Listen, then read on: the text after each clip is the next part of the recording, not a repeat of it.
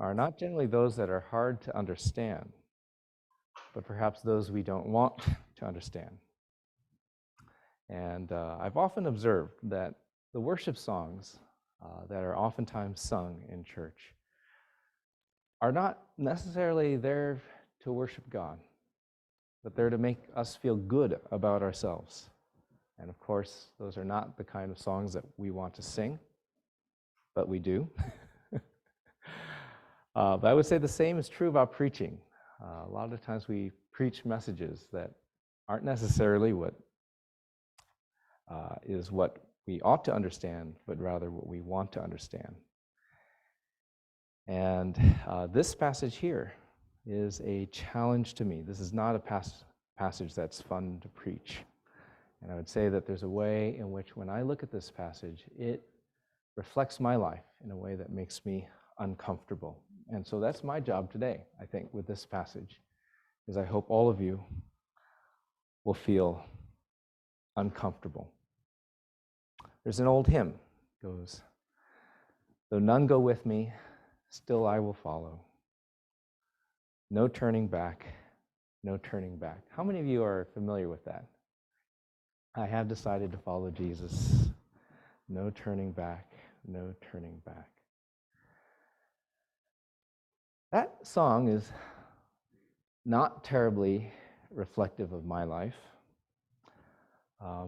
If we were to make a guess, who's the worst sinner in this congregation?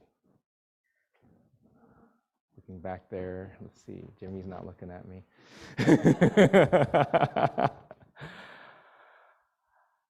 Well, I would say the worst sinner in this congregation would be someone who was born into a Christian home, had parents who fear the Lord, taught him about God from his earliest days, maybe was a Sunday school teacher, someone who oftentimes went to God and asked him to please deliver him from the trials or the troubles that oftentimes he had brought upon himself. And a person who experienced blessing year after year and saw the faithfulness of God, a God who walked with him and brought him through so many things. 55 years of faithful intervention, love, compassion, and kindness brought him to seminary. And even with that testimony of God's goodness in his life, still kept running after the world. Of course, I'm talking about myself. With every breath, I long to follow Jesus. Not really. No turning back. Turning back all the time.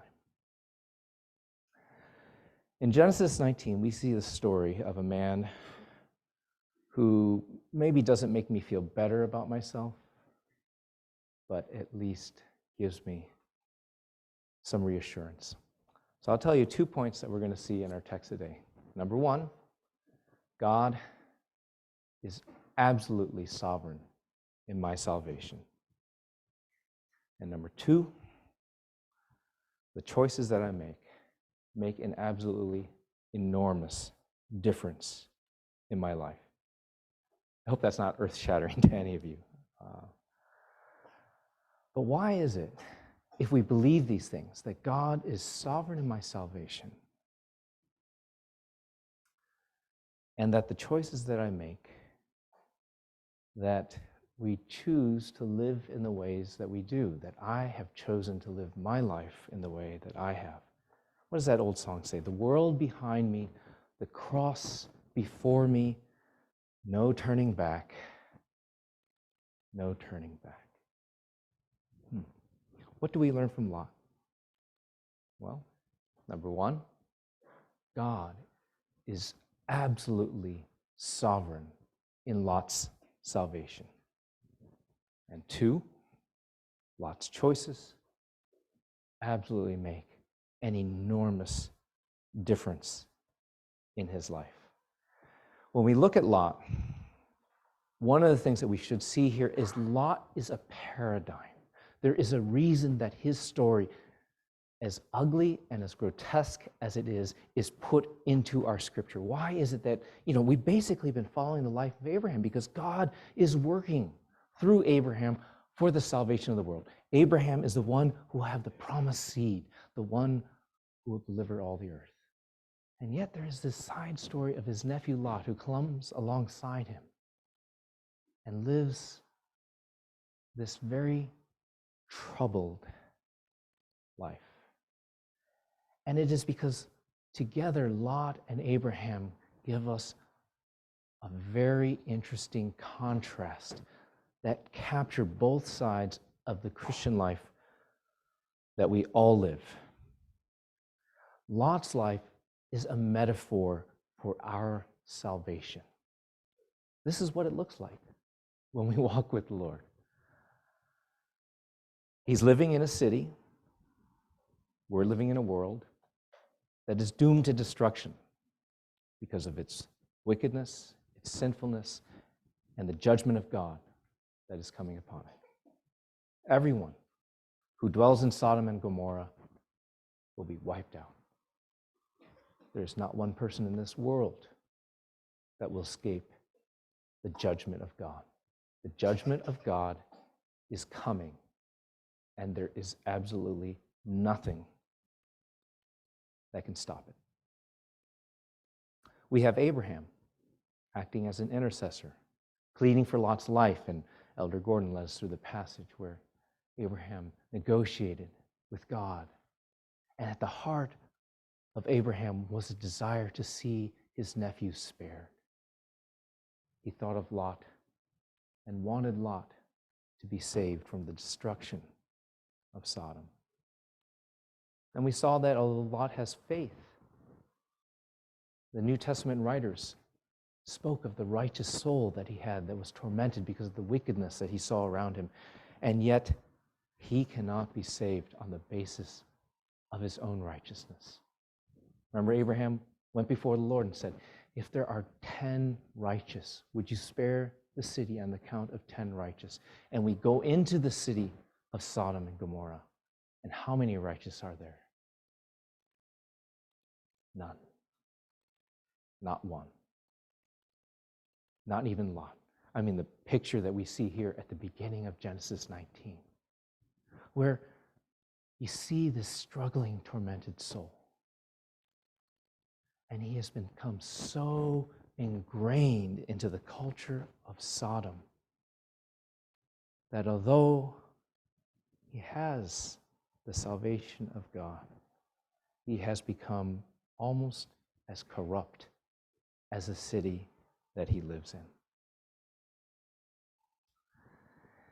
And finally, as we see today, that although Lot is saved from the destruction of Sodom, his heart continues to lust after the very thing that God hates.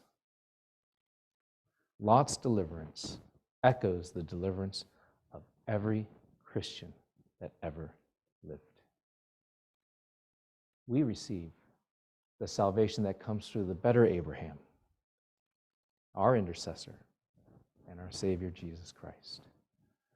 But then comes the long, hard road of learning to live in that salvation, to live a life set free from sin and death and the lusts of this world, to live in the freedom so dearly bought for us by Christ. And you think about the price that was paid for your salvation and for my salvation and the kind of freedom that it offers, you think that we would want to live in it.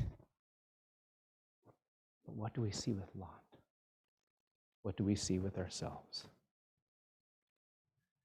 We've got to get away from the idea that the really important thing to do is just to receive Christ. And once you've received Christ, then you're going to heaven and everything will be fine. To just receive Christ and to stop there, if it were possible, would be like going to the surgeon because you have cancer and making the appointment to have the surgery to cut that cancer out and to have salvation, but then never to show up for the appointment. If it were possible to just stop after receiving Christ and not be sanctified, you would be lost. The cancer would still spread, and it would kill you. God, of course, does not allow us to stop. But God does do this, as we see in the life of Lot. He lets you make the choices. How are you going to live that life? How are you going to be sanctified? How are you going to learn to walk with Him? And you make those choices. What our sanctification is God patiently weaning us away from the world. And the way that He does it is basically He presents the choice before us. On the one hand, He shows us His character, the kind of love that He has for us. He shows us what life would be like with Him. He brings us together in a community, and He says, this is what it would be like. And if you think of those times of fellowship, the way that Christian community is brought together, united in Him, God is showing you what restoration begins to look like. And on the flip side, He lets us see the ugliness of the world. He lets us make poor decisions, sinful decisions, and experience the consequences of those decisions. And when we do, we start to see the ugliness and the futility of those choices that we make that deny Christ and deny God.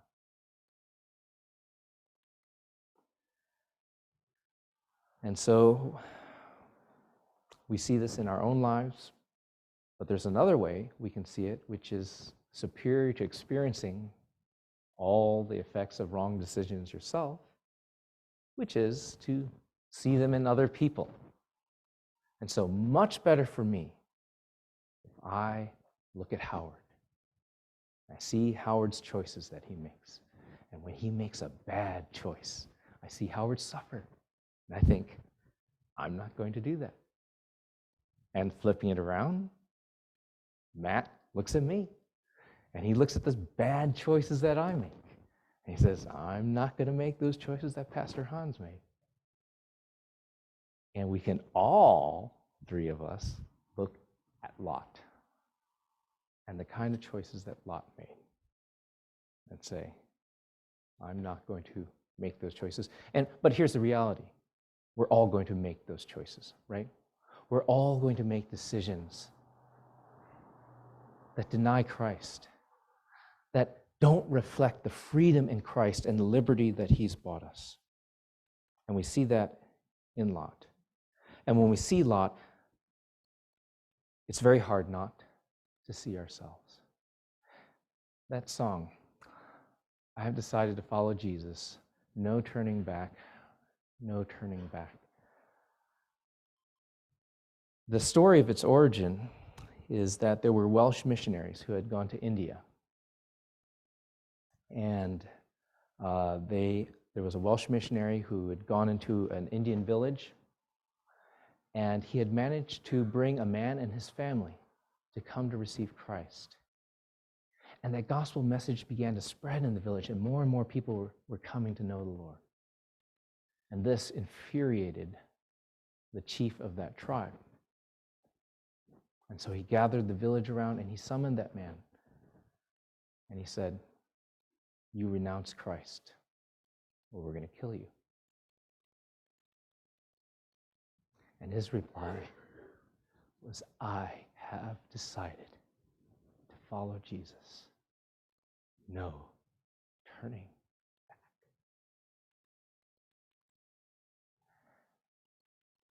That is what our lives ought to look like, right? Receive Christ and renounce the world. But I also guarantee you this. We don't know what happened to that man and his family. But if he had lived, I am sure he would have found the day-to-day struggle of following after Christ harder than that one enormous decision to declare his allegiance to Christ even at the threat of death. Because a million decisions having to be made over and over and having to make the right choice is harder than one enormous decision at one point in time.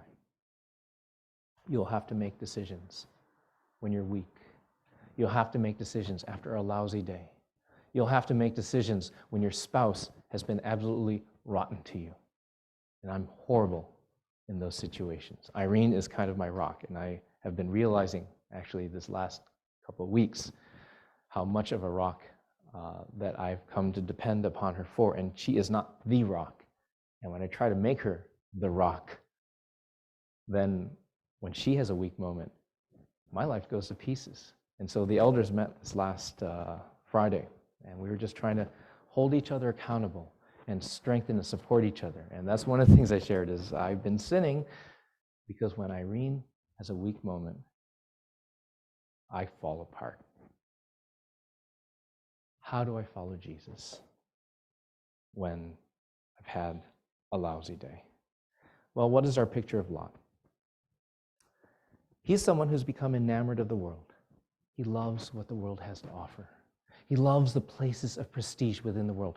When the two angels come to Sodom, he's sitting in the city gate, and we know that that's a place of prominence. It's a place where a man of standing and wealth and resource is able to sit because he doesn't have to work all the day. He has many men who serve him. And he's in a place where oftentimes judgments were rendered at the city gate. That's where all the business transactions happen. And Lot loved that position. He loved having that place in the city. But we also know that being in that city had corrupted him, so that he had lost all perspective. And so you see, at the beginning of chapter 19, two angels come to Sodom in the evening, and Lot's sitting in the city gate. And he knows what the city is like. And he's able to recognize these messengers in some way. And so he takes them aside, knowing what the city is like and wanting to shelter them. But then the men of the city of Sodom come, both young and old, as it says in verse 4, and they call to Lot, telling him to bring out his guests so that they can have sex with them. And Lot, to his credit, tries to protect the visitors. But he does it in an abhorrent way, offering his daughters to them instead. And so you see that he still has some sense of right and wrong, but he's lost all perspective in what it means to live before the Lord. So we see the consequence of the compromises that he's made. When the two men then pull him in and rescue him and say, bring out anyone that you care about, because we are going to destroy the city. And so Lot goes to his sons-in-law, who are to marry his daughters. And the text tells us that they wouldn't leave because they thought he was joking. Now, what does that tell us? Here is a man coming with warning of imminent destruction because of the wickedness of the city, but he's taken as joking because this is out of his character. They don't expect this out of him. They can't take this seriously. He hasn't lived this righteous life, so that when he comes to them, they know what kind of man he is. And they think, oh, we should listen. This is out of character for who Lot is, so that his message can no longer be taken seriously. He has compromised with the world to such an extent that he has no witness left. He cannot make an impact on the culture around him because it is the culture that has transformed him. He has lost his saltiness. And we see that in the end, why is it that he can't convince anyone to leave? He doesn't want to leave himself. He cannot leave himself. The two angels at the end have to take him and force him to leave. because he's lost the willpower to leave the city himself. Remember, who's this guy? This is a man who, when Abraham was called to leave Haran, was able to just pick up and wander the earth with Abraham. And now, look at his words, starting in verse 12. The men said to Lot, "Have you anyone else here, sons-in-law, sons, daughters, or anyone you have in the city? Bring them out of the place, for we are about to destroy this place, because the outcry against its people has become great before the Lord, and the Lord has sent us to destroy it." This is not a good city, a city worthy of preserving. So Lot went to his sons-in-law who were to marry his daughters. "Up, get out of this place, for the Lord is about to destroy the city." But he seemed to his sons-in-law to be jesting. As the morning dawned, the angels urged Lot, saying, "Up, take your wife and your 2 daughters who are here, lest you be swept away in the punishment of the city." But he lingered. So the men seized him and his wife and his 2 daughters by the hand, the Lord being merciful to him, and they brought him out and set him outside the city. The city is to be wiped out, and he cannot tear himself away. The same man who wandered the earth with Abraham is now so caught that he cannot leave. And even when he is forced to leave, look at what he says to the angels. "Behold, your servant has found favor in your sight, and you have shown me great kindness in saving my life. But I cannot escape to the hills, lest the disaster overtake me and I die. Behold, this city is near enough to flee to, and it is a little one. Let me escape there. Is it not a little one? And my life will be saved." He doesn't even know where his salvation comes from. It is God who saves him. But where is he looking for his deliverance?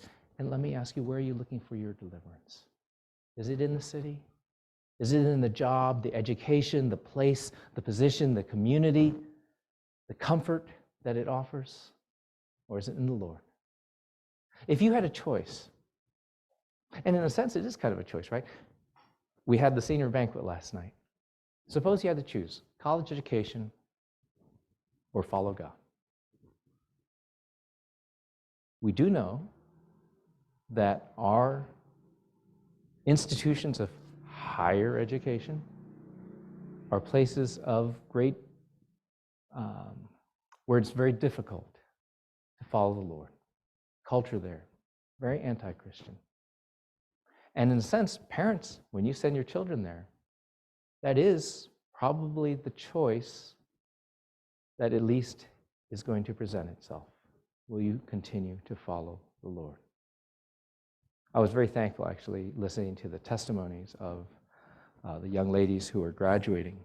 Appreciated the way that they saw the work of God in their life and how they were going to make that move to college. And let's continue praying for them. It's not going to be an easy place. But when you send your kids there, there is a good chance you're sending your kids to a place where they will lose their faith.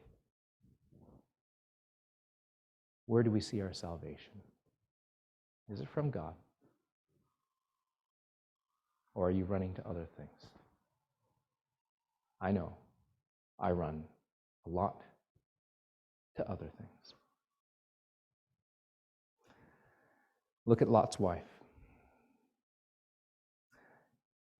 I was talking with Howard earlier this week, and we were talking about why was she turned into salt? I've looked at a lot of commentaries and couldn't really find like one definitive answer to that. A couple things, possibilities. Well, one of the things is we know that she loved Sodom. She loved the city.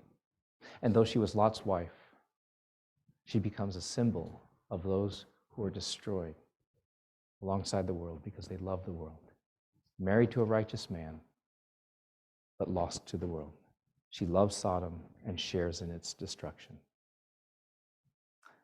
Salt is a preservative, and this happened in that Dead Sea area, very salty sea. If any of you have ever been in it, I've been in it, it's interesting. You float But as a preservative, one of the things that she serves as is a reminder. And perhaps that area as a reminder. Turn away from the world. Don't lose your witness. Don't love the world too much.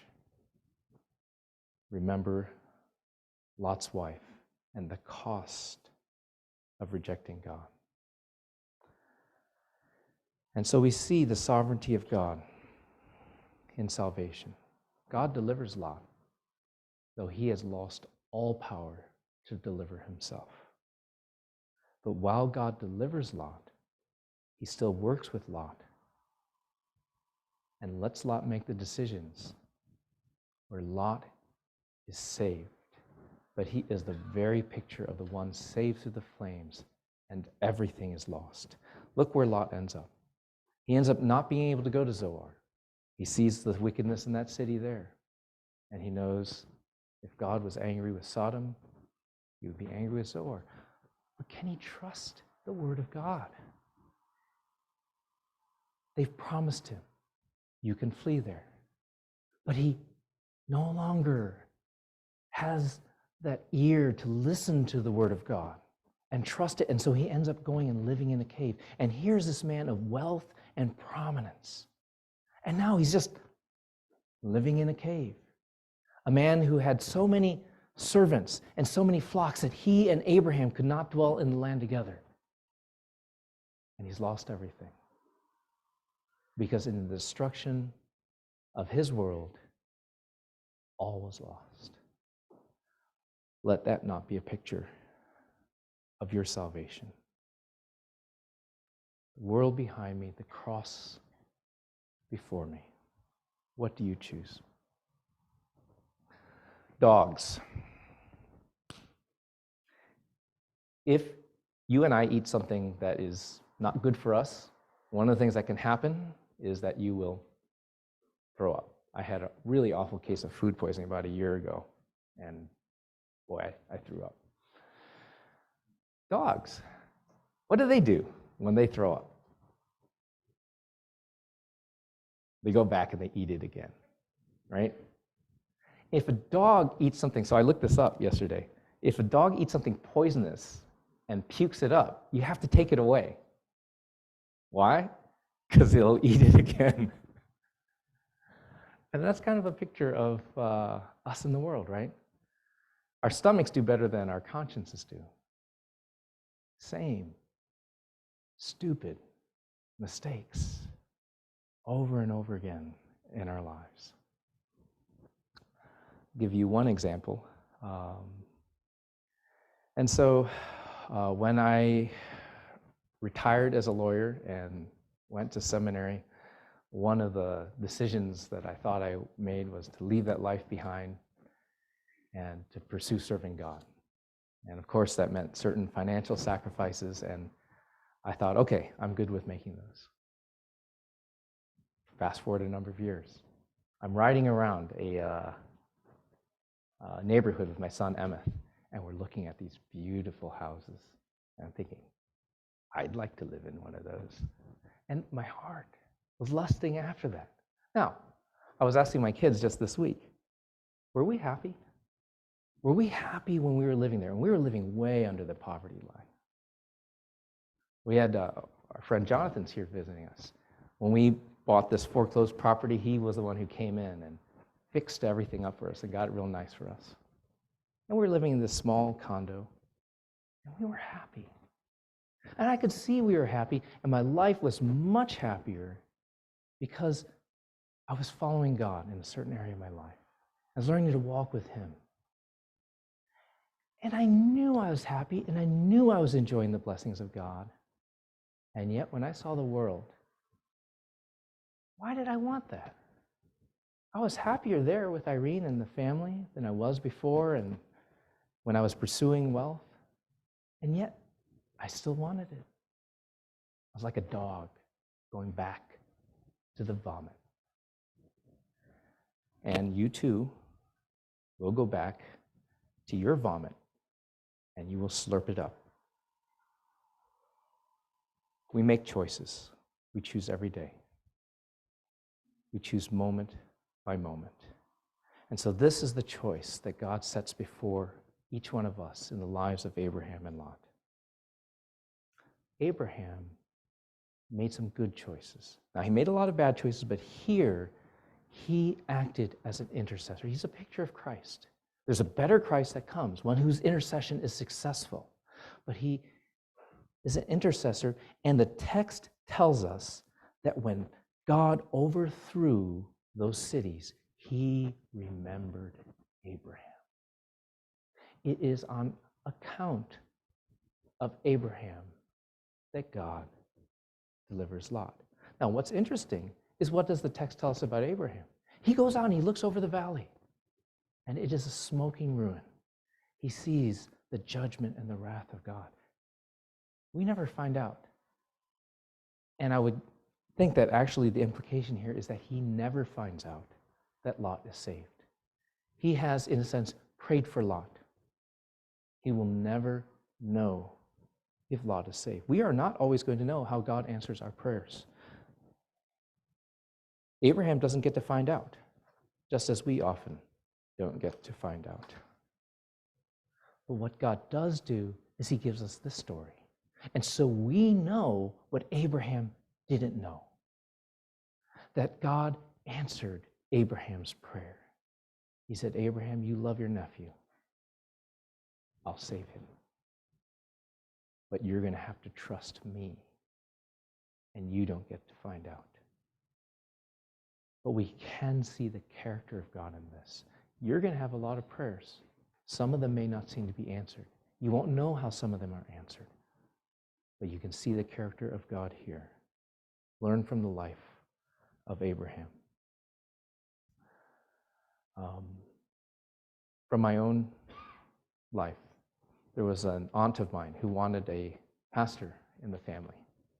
And we come from, most of my family was in politics back in China.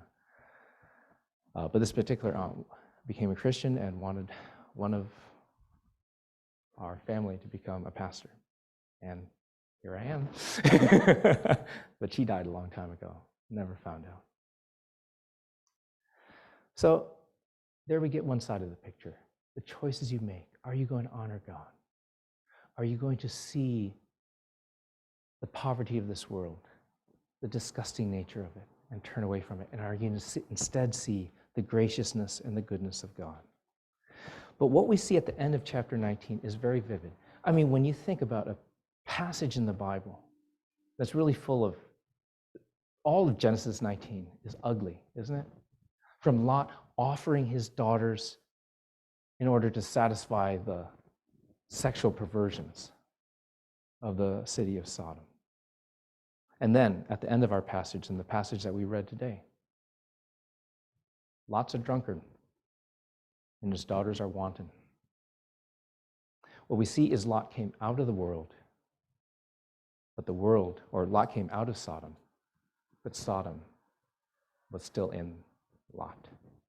The ethos, the culture of his world had so infected him.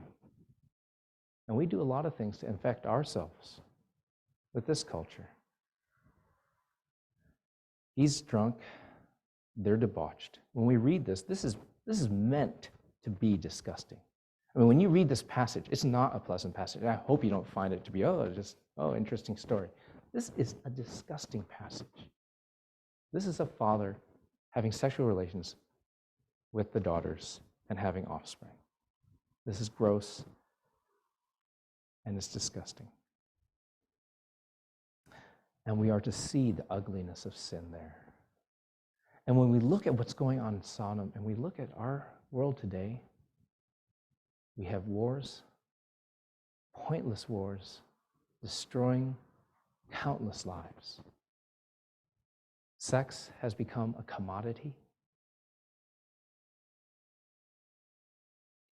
And we take a lot of this all in as entertainment, right? Are we being careful not to be corrupted by our culture? Think about marriage. What is marriage meant to be? And think about our television shows that we like to watch. Do they generally portray beautiful, happy, committed relationships, stable, steady relationships, and the blessing and the love and that would be boring for them, right? I mean, just my life would not make it onto TV. I'm happily married to my wife, and we love our children. And we discipline them day to day, and they respond and grow and learn. It's boring. But we entertain ourselves and we start to normalize a lifestyle, and we start to imbibe a lifestyle that is part of the destruction of this world. What this passage presents us with is a choice, and it presents a picture of the ugliness of the world. And what are we to replace it with? On the one hand, there is the ugliness of the world, and on the other hand, turn and look upon Christ. Charles Wesley, many years ago, wrote this hymn that I think captures this ethos so well. Love divine, all loves excelling, joy of heaven to earth come down. Fix in us thy humble dwelling, all thy faithful mercies crown. Jesus, thou art all compassion, pure unbounded love thou art. Visit us with thy salvation, enter every trembling heart. Breathe, O breathe thy loving spirit into every troubled breast. Let us all in thee inherit, let us find thy promised rest. Take away the love of sinning, Alpha and Omega be, end of faith as its beginning, set our hearts at liberty. What is Wesley doing in that hymn? Do you see the goodness and the grace and the love of God? And is that worth the sacrifices of this world? Some of you may need to sacrifice careers. Some of you may need to sacrifice relationships. Some of you may even be called one day to sacrifice your life. God is worth it. Take away the love of sinning. Alpha and Omega be. The beginning and the end. Is God our everything? That's the struggle. That love of sinning that is so ingrained in my heart and your heart. And it can't just be replaced by an iron will saying, okay, I will just never sin. But instead, look at the better alternative. Pursue that, hold on to that, and keep that. And that is also a choice that is presented to us at the communion table. And so let's now begin to prepare our hearts for communion. And I want us to look at Exodus chapter 16 as we prepare to take communion together. We welcome all of those of you visiting us. If you have been baptized, we welcome you to partake in communion. But let me